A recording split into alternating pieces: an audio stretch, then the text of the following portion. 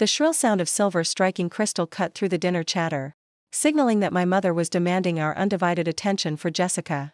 Jessica's ceremony was simply breathtaking, she announced, projecting her voice to the back of the room. So, Mia, when are you finally having yours? A ripple of polite laughter followed. My father continued slicing the roast beef with mechanical precision, ignoring the tension. Jessica remained silent, her eyes fixed on me, watchful. Too watchful. I placed my silverware down on the tablecloth. I already had my wedding, I stated flatly. You all received the invitations. The atmosphere in the dining room instantly curdled into a suffocating, heavy stillness. Then, my dad whispered, we never received anything. I reached down into my purse. And that was the moment their lifetime of secrets began to unravel. Growing up, I realized quickly that my parents worshipped appearances, flawless pictures, impressive milestones, and idealized anecdotes to share at parties. In every single one of those polished narratives, Jessica was the protagonist. I didn't resent it as a child. I simply believed that was the natural order of families. One kid was the star, the other was the audience. By our teenage years, this dynamic had hardened into concrete. It was a rigorous system. My mother managed Jessica's existence like a high-end art gallery. Exhibition, gymnastics meets, modeling gigs. A wall of trophies displayed prominently in the foyer. Whenever I achieved something, a debate trophy, a university acceptance letter, Mom would offer a tight smile and ask if we could take the photo later. Because the lighting wasn't right for Jessica's portfolio, I never rebelled against it. I adjusted. I became an expert at observing, analyzing, and staying out of the way. Moving to Chicago changed everything for me. Relocating 4 hours away wasn't an act of defiance. It was necessary for my survival. I constructed a new reality. I loved my cramped studio with the exposed brick, the piles of textbooks, and the hoodies that smelled like the espresso mark brewed at dawn. My career in data science might not have dazzled the social circle my mother desperately tried to impress, but it was meaningful. It made sense. And Mark. He saw the version of me my family never bothered to look for. He listened intently. He observed. He recalled the small details. His parents actually noticed me too. Not because I was putting on a show, but because they genuinely cared. The first time his mother, Susan, hugged me, she didn't pull away instantly like she was completing a task. She held me with warmth and stability. She asked about my research. She remembered names. His dad did the same.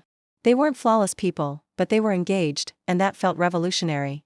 So, when Mark proposed on a misty morning in late spring near the lake, I agreed instantly. We didn't desire a massive spectacle. We selected a historic courthouse, invited the friends who truly knew us, and kept the event intimate and authentic. The only thing I secretly hoped for, against all logic, was that my parents and Jessica would attend, that perhaps this one time, I would be their priority. I designed the stationery myself, sent them to the printer weeks in advance, and mailed them via certified post because I knew my family's tendency to lose items that didn't benefit them. I verified the addresses 3 times. I refreshed the tracking page like a religious observance. When the status changed to delivered, I finally exhaled. Then came the radio silence. No phone calls, no messages. Not even a generic "congrats" in the family group text. Weeks drifted by, the wedding date came and went, and still, absolute zero. I invented a dozen excuses to avoid the painful reality. Maybe the post office made an error. Maybe they were plotting a surprise party.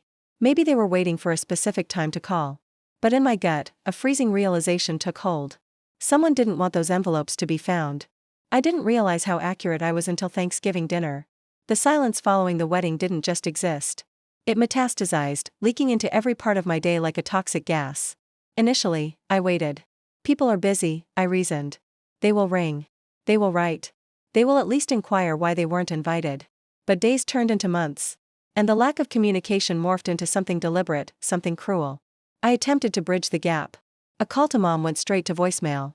A text to Dad received a curt, busy, call you later, that never happened. The group chat, active since my college days, no longer listed me as a member. I wasn't removed with fanfare. I was ghosted. I brought it up to Mark one evening while drying plates, trying to sound indifferent. Maybe it's a technical error, I suggested, though my voice wavered. He paused, looked at me, and asked, Mia, did they ever acknowledge the invites at all? I shook my head. Not a word.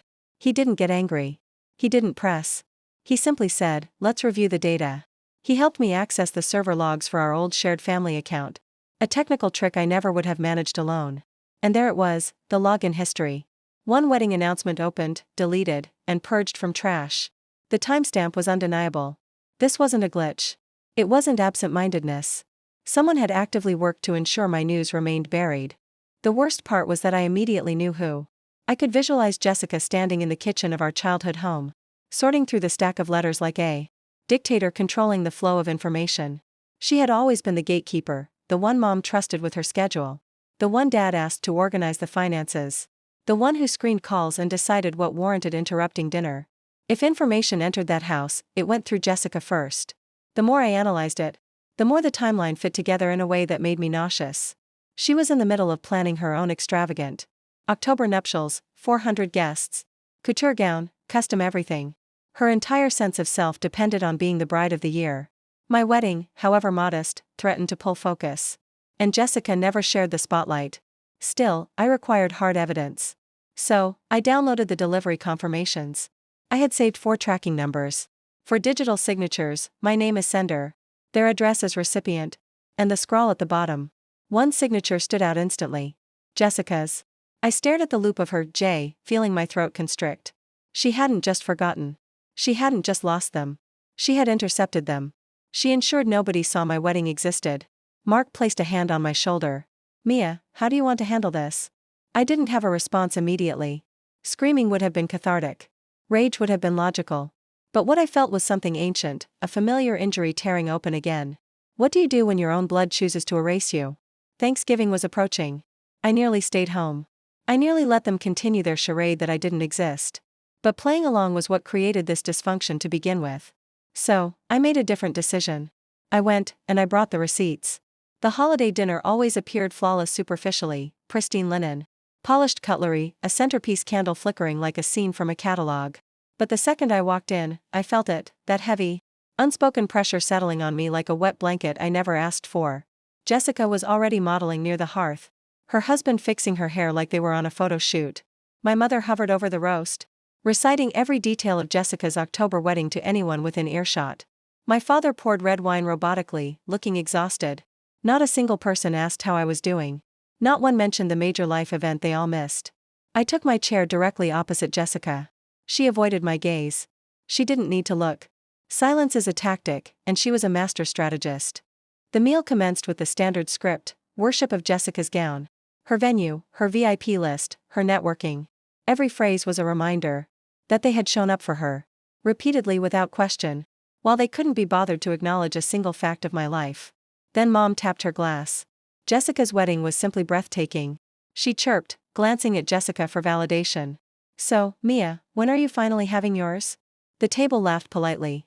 Even the carving knife in my dad's hand hesitated. Jessica kept her eyes glued to her plate. Too still. That confirmed everything. For years, I would have deflected. I would have let the insult slide, pretended it didn't sting. But not today. Not after what they deleted. I set my fork down. I already had mine, I said, voice unwavering. 6 months ago. The shift in the room was instantaneous, as if the oxygen had been sucked out. I waited a second, let the quiet land, then added, you got invitations. Utensils stopped. Eyes widened. Mom's smile faltered. Dad blinked as if he was processing a foreign language. Across the table, Jessica's expression didn't change. That was her tell, she knew exactly where this road ended. And she couldn't swerve. Mia, my father said cautiously. We never received any invitations. There it was. The falsehood, the reflexive denial. The narrative they had practiced without realizing it. I felt a calm settle over me. Not fury, not vengeance, clarity. I assumed you would say that, I replied quietly. I reached into my bag, deliberately slow, and placed my smartphone on the tablecloth. The screen illuminated, reflecting off the wine glasses. Every pair of eyes fixated on it. This was a boundary I had never crossed. The line I had never drawn. The moment I stopped letting them edit my reality. As I tapped the gallery to open the evidence, the truth surged in my chest like a wave cresting. The second my finger hit the glass, the room's energy shifted. It wasn't noisy. It wasn't messy. It was the terrifying stillness of a receding tsunami. The images loaded in an orderly list. For deliveries, for signatures. All marked, received. I zoomed in on the first image and rotated the device so the whole table could witness it. The looping, arrogant signature at the bottom was undeniable. Jessica. My mother gasped, hand flying to her lips. My father leaned in, needing to see the proof with his own eyes. Jessica's husband, Greg, stiffened, his gaze darting from the phone to his wife like he was seeing a stranger. Jessica remained statue still. Her face was a mask. I could feel my heartbeat in my hands, but my voice remained steady. These were delivered April 23rd, I said. All four signed for by Jessica. Dead silence again. But this time, it wasn't shock. It was exposure. Mia, my father whispered. This has to be an error. It isn't, I said, swiping to the next image. This is the official tracking log from USPS. Priority mail. Signature mandatory. All confirmed. All delivered. I paused, then added softly, and all intercepted. My mother shook her head frantically. No. No, that doesn't make sense. Jessica would never. Oh, stop, I cut in gently. Not harsh. Just finished. You keep reciting what Jessica wouldn't do. But you never observe what she actually does. That struck a nerve. Mom froze. Greg finally spoke, voice low. Jessica, did you sign for these? Jessica blinked rapidly. Not confused, but calculating, like she was trying to reset her face. I don't recall. Maybe I. Sometimes I brought in the mail, but I never saw invitations. I remained silent. I learned ages ago that silence is often more damning than any scream. So I let it linger. My father, staring intensely at Jessica, said, You didn't notice 4 parcels from your sister? Right when you knew she was engaged? It is not my responsibility to track everyone's post. Jessica snapped, the first fracture in her facade, sharp and defensive. It was a mistake. My mother reached for her. Sweetheart, don't. Let her speak, I said, voice still even. She's been controlling the narrative for years. Jessica glared at me. What is that supposed to imply? I didn't answer directly. I swiped to the final screenshot the server log Mark had found. This, I said, is the activity log for the family account. The announcement email I sent in April was opened from this IP address. Then permanently deleted. My father's jaw clenched. Who has the password? Everyone at the table knew. Everyone always knew. Jessica finally cracked. I didn't delete anything. She said too quickly. I tilted my head. Then why is your device ID listed? Her mouth opened and closed. Maybe I clicked it by mistake. I don't know. Why are you persecuting me? I'm not persecuting you, I said. I'm revealing you. My mother exhaled sharply. Why would Jessica hide your invites? Why would she ruin your wedding? That's absurd. There it was. The sentence she had polished. For my entire existence. The shield she used for every cut. Jessica inflicted. Why? I echoed. Because my wedding was in June. Hers was in October. I turned to Jessica. Because you couldn't stand anyone discussing my day before yours. Jessica flinched like I had physically struck her with the reality she was trying to outrun. That's crazy, she hissed. You always manipulate things to make me look evil. No, I said, voice flat. You did that on your own. Greg's chair dragged against the floor as he stood. Jessica, is this true? She stared at her lap, breathing erratic. I don't. This is. Everyone thinks Mia is so perfect. She never needs help. She never wants anything. She bothers no one. She just exists and makes everyone feel. What? I asked softly. Makes everyone feel. She jumped to her feet. Feel guilty. Feel inadequate. Feel like she doesn't even have to struggle. Ah, there it was. The honest confession, not about the mail, but about the decades preceding it. I leaned back. So, you erased my wedding because? What? Because it was low maintenance? Because it didn't compete with your 6-course meal and orchestra? That's not. She gasped. But the truth was already choking the room.